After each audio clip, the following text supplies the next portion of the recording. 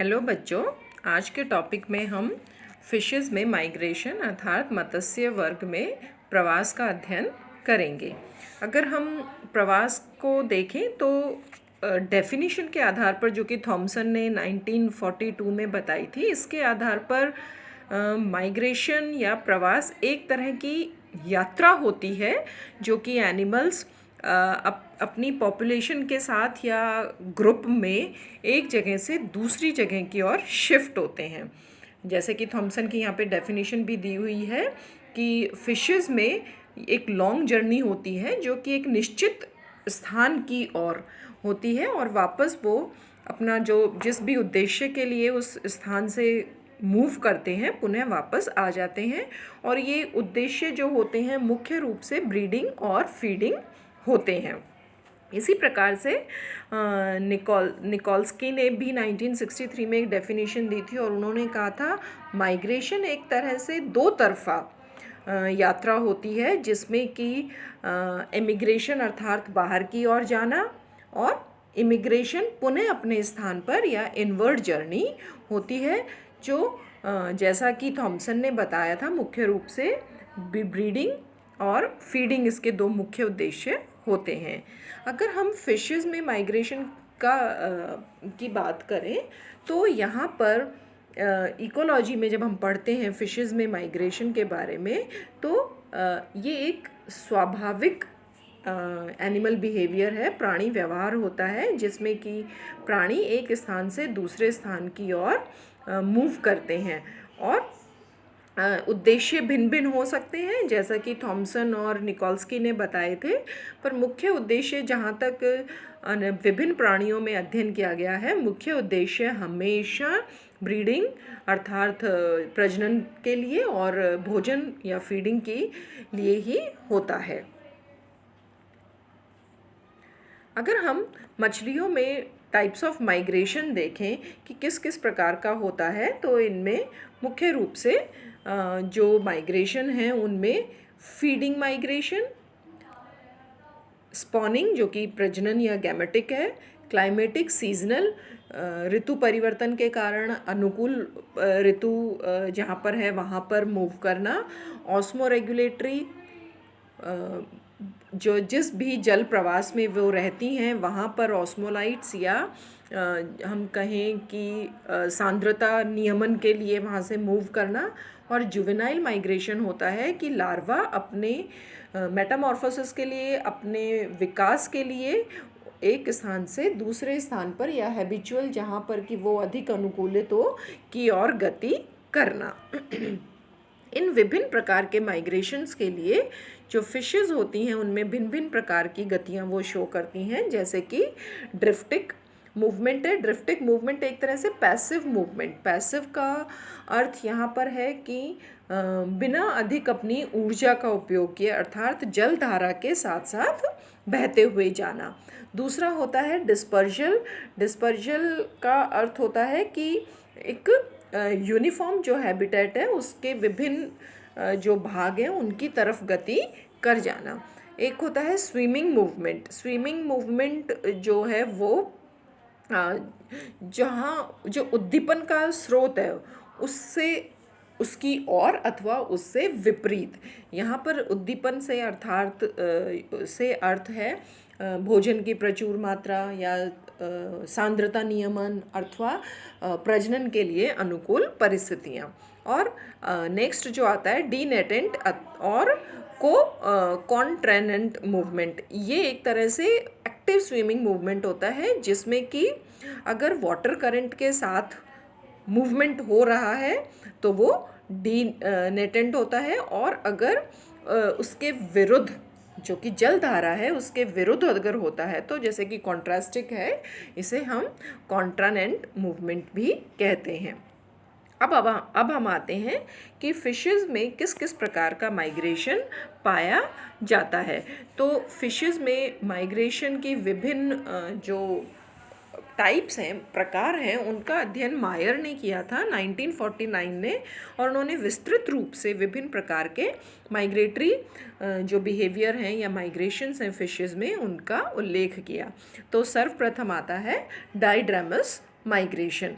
डाइड्रेमिश जो माइग्रेशन होता है यह जो सी वाटर है उससे फ्रेश वाटर की तरफ, अर्थात समुद्रीय जल से फ्रेश वाटर स्वच्छ जल की ओर माइग्रेशन होता है। और इसमें जो अधिकतर जो फिशेस होती हैं या तो वो मुख्य रूप से स्वच्छ जल में निवास करती हैं अथवा समुद्रीय जल में निवास करती हैं, और उनके ऑस्मोटिक इम्बैलेंस के कारण वो अपने आवाज़ में परिवर्तन लेकर आती हैं। अब डाइड्रेमिस अगर हम देखें तो जो माइग्रेशन है ये दो प्रकार का होता है।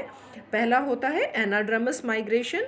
एनाड्रमस माइग्रेशन जो होता है वो मुख्य रूप से मेराइन से फ्रेश वाटर की तरफ होता है, अर्थात समुद्रीय जल से स्वच्छ जल की ओर। और इसका मुख्य उद्देश्य जहाँ तक अध्ययन किया गया है, मुख्य रूप से ये प्रजनन अथवा रिप्रोडक्टिव ऑब्जेक्ट के साथ या लक्ष्य के साथ होता है, स्पॉनिंग के लिए, एग लेइंग के लिए उपयुक्त आवास की तलाश में होता है। और उदाहरण में अगर हम देखें तो साल्मन और हिल्सा बेस्ट एग्जाम्पल होते हैं एनाड्रमस के, और डिटेल बाकी आपको यहाँ दी हुई हैं। ये जैसे कि इस चित्र में भी आपको दिखाया गया है, मेराइन से फ्रेश वाटर की ओर, समुद्री जल से स्वच्छ जल की ओर, और जो बीच का संगम स्थल होता है जिसे हम एस्चुरी कहते हैं की ओर, यहाँ आकर स्वच्छ जल में एग लेइंग होती है, अर्थात प्रजनन क्रिया होती है।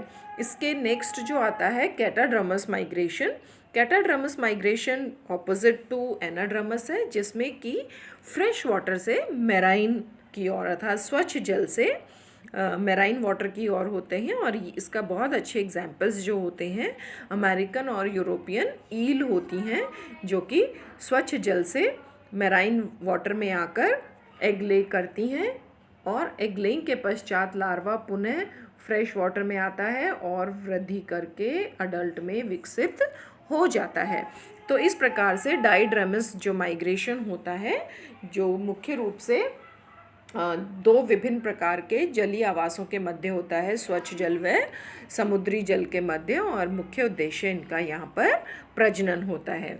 इसके अतिरिक्त जो अन्य प्रकार के माइग्रेशन हमें फ़िश में पाए जाते हैं, जैसे कि पोटामोड्रेमस में फ्रेश वाटर ही माइग्रेशन है। इसका अर्थ है एक ही प्रकार के जलीय आवास में, अर्थात फ्रेश वाटर में ही होती हैं, और एक जगह से दूसरी जगह पर होता है।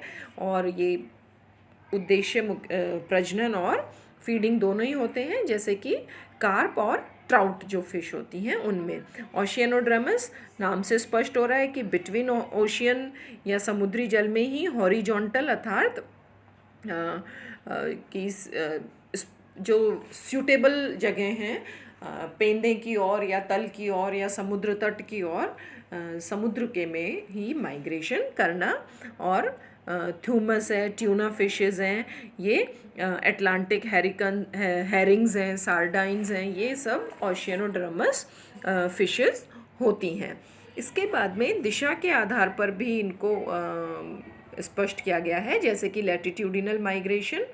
Latitudinal migration north to south या वाइस वर्सा क्लाइमेटिक चेंज के अकॉर्डिंग होती हैं, जिसमें कि सॉर्ड फिश मुख्य रूप से जो कि नॉर्थ में स्प्रिंग बसंत ऋतु में नॉर्थ साइड की ओर गमन करती है। और वर्टिकल जो माइग्रेशन है ये डेली माइग्रेशन होता है, जब फिशेस भोजन की तलाश में या सुरक्षा के पॉइंट ऑफ व्यू से वर्टिकली मूव करती हैं, नीचे की ओर डेप्थ की ओर मूव करती हैं। फिर आता है शोरवर्ड माइग्रेशन। शोर अर्थात तट की ओर होता है, जो कि ईल जैसे कि पॉन्ड में एक पॉन्ड से दूसरे पॉन्ड में या फिर मॉइस्ट जगह की तलाश में अपने एग के लिए नेस्टिंग के पर्पस से जाती हैं। इस प्रकार से ये विभिन्न प्रकार के माइग्रेशन होते हैं, जो कि विद इन द एक ही हैबिटाट, एक ही आवास में, स्वच्छ जल या समुद्री में, अथवा स्वच्छ जल से समुद्र की ओर या समुद्र से स्वच्छ जल की ओर माइग्रेशन होते हैं। अब सिग्निफिकेंस या महत्व क्या है माइग्रेशन का? मुख्य रूप से तो जैसा ऊपर स्पष्ट किया गया, उद्देश्य यहाँ पर होता है फीडिंग और एग लेइंग या स्पॉनिंग, प्रोटेक्शन सुरक्षात्मक कारणों से, और क्लाइमेटिक कंडीशंस से अपने आप को बचाने के लिए, और जेनेटिक डाइवर्सिटी अर्थात विविधता के लिए कि भिन्न भिन्न प्रकार के आवासों में रहने के लिए सक्षम अपने नई जनरेशन को बनाना, और अडेप्टेशन जो है उनको और स्ट्रॉन्ग करना ताकि अधिक चांसेस हो जाएं उनकी उत्तरजीविता के। तो इस प्रकार बच्चों फिशेस में ये भिन्न प्रकार के माइग्रेशन पाए जाते हैं। उद्देश्य क्या है और क्या इसकी महत्ता है, ये इस टॉपिक में डिटेल में आपको दिया गया है। आप अपने नोट्स तैयार कर लें और इनको लर्न कर लें। Thank you and have a nice day.